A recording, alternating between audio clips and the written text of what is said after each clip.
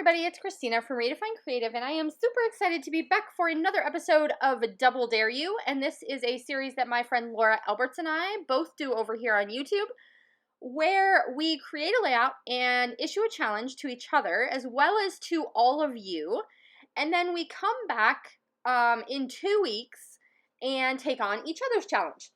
So today I'm going to scrapbook with this photo. It starts out as a 4x6, and it's from my daughter and like an older first day of school picture. But I don't really want it to necessarily be like a typical first day of school.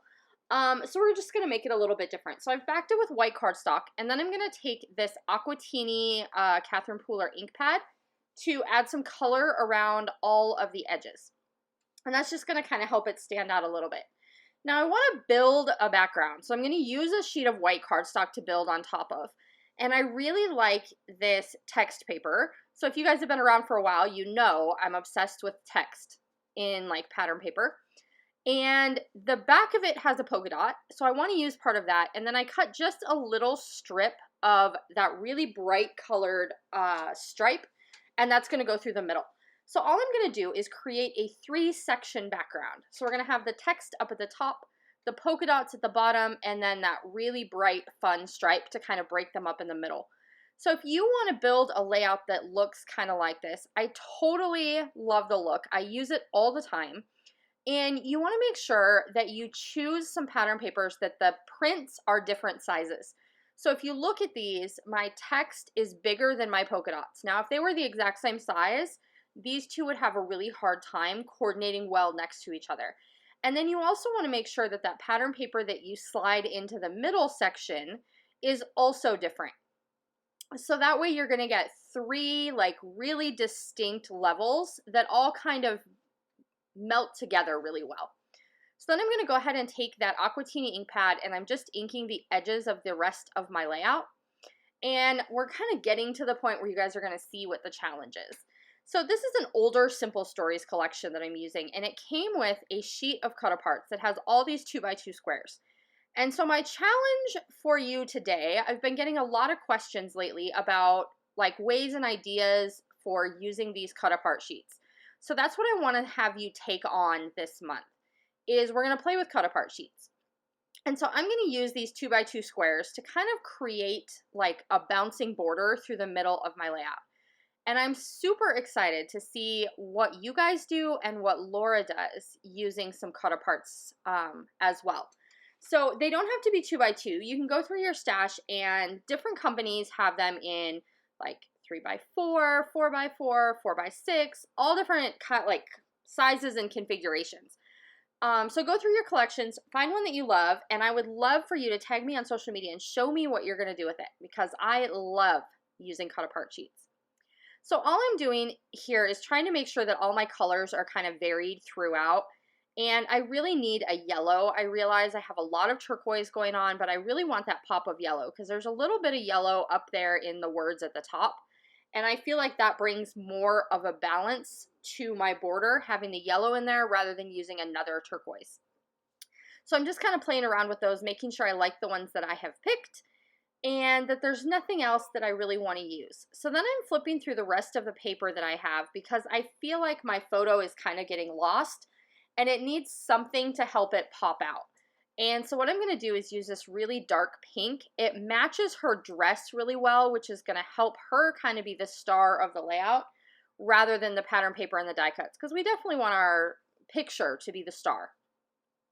And so that really helped kind of that area of the layout pop rather than just having that white cardstock. So then I'm going to go ahead and go to my ephemera pack, and I'm just trying to decide what I can add for some little embellishment clusters.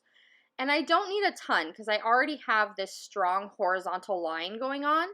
So I'm just seeing what I can kind of tuck in here and there. So I grab a couple florals. I was going to use this word sparkle on the bottom of my photo, but then that yellow card also says sparkle, and I didn't want to repeat that word. So I went ahead and put that one back, and I'm just going to keep flipping through. And I end up with the same style in a different word. And so I do like this Chasing Rainbows down here at the very bottom. That's where I'm thinking of putting my title. So I feel like that stuff kind of works down there. And that's where I find that word believe and that same style that I can put underneath my photo to bring in a different word rather than repeating that same word sparkle. And then I'm going to go ahead and use these chipboard dream letters. And I really like the font. I like that they have all the colors. They mimic that pattern paper at the top of the page. So they kind of bring that element down, which I really like. And I'm going to move them up just a little bit because I want to get this Chase Rainbows, like little, I don't know, like little label in there. And then I'm just adding some hearts around that. So moving that alpha up is going to let me get that phrase in there, which I really like. I don't know, it just looks a little bit different around my title. So I really like that.